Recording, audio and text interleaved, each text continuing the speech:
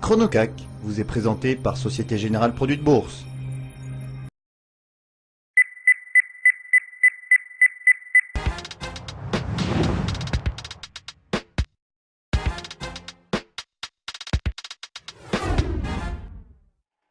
Il est 9 h, c'est l'heure de parler du ChronoCAC avec Benoît Rousseau, trader et fondateur du blog Enlil. Rebonjour Benoît.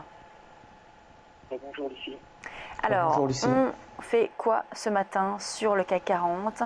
Marchés qui ont fortement baissé depuis le début de l'année. Beaucoup d'incertitudes, beaucoup de prudence donc, et pas beaucoup de statistiques aujourd'hui. Alors que recommandez-vous?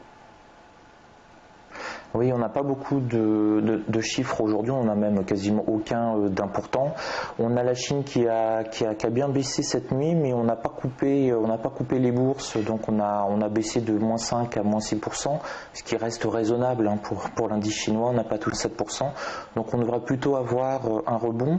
Quand on s'est vu à 8h30 pour la préouverte, on était aux alentours de 4320-22.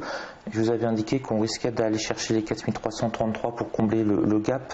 Donc là, ça y est, c'est fait. On a fait 4323, 24, 4340. On a comblé le gap du vendredi. Et là, on est plus parti pour l'instant pour aller chercher les 4350. Et alors pour aujourd'hui, moi j'ai plutôt une optique haussière. Je pense qu'on peut avoir un rebond, notamment avec cet après-midi les indices américains qui ont été très bas. On a notamment les 1900 points sur le S&P 500 qui est vraiment des zones de rebond potentiellement intéressantes pour les indices américains. Donc je pense qu'en Europe on risque de monter avec l'aide peut-être des Américains cet après-midi. Et donc sur le CAC 40, là donc depuis les 4324, je suis à l'achat. Et je vais surveiller le passage des 4350 et j'espère pouvoir peut-être aller le vendre sur la S1 mensuelle aux alentours de 4400. Ça paraît un objectif un peu ambitieux, on est à plus de 1%, 1% de hausse, mais techniquement aller se raccrocher sur la S1 mensuelle, ça paraît un niveau tout à fait acceptable si on a derrière les indices américains, les futurs américains notamment qui vont peut-être repousser un peu parce qu'on arrive vraiment sur des zones de rebond intéressantes aux États-Unis. Et si les États-Unis rebondissent, nous on va essayer, on va suivre, on va à peu près dupliquer ce qu'ils font. On a beaucoup baissé quand même, donc, on a beaucoup baissé sur le marché américain. Et cela dit, on a eu des bons NFP, non-farm payroll, vendredi. Les marchés ont bien réagi dans les premières minutes et ensuite dégringolade. Ça montre quand même que les investisseurs vont être peut-être baissiers sur les marchés américains.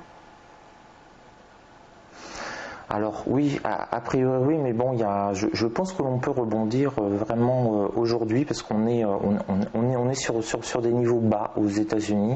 On est sur les 1900 points sur le S&P 500. On peut aller peut-être rechercher les 1950 points.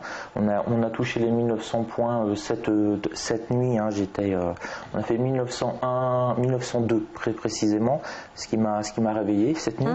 Donc avec une alerte. Donc là, on est actuellement à 1923 sur le S&P 500 sur le futur. On a déjà commencé, on a quasiment rebondi déjà de 1% dans la nuit sur les futurs américains. Donc on pourrait continuer, oui. Donc bon, moi, à voir. Je vous dis pas qu'on va être à 5000 à la fin du mois, non, pas du tout. Mais sur la journée, pourquoi pas essayer d'aller chercher les 4004. Merci ça me paraît pas mal. beaucoup Benoît Rousseau, trader et fondateur du blog Enlil. On marque une courte pause et on se retrouve tout de suite. On va parler du focus valeur.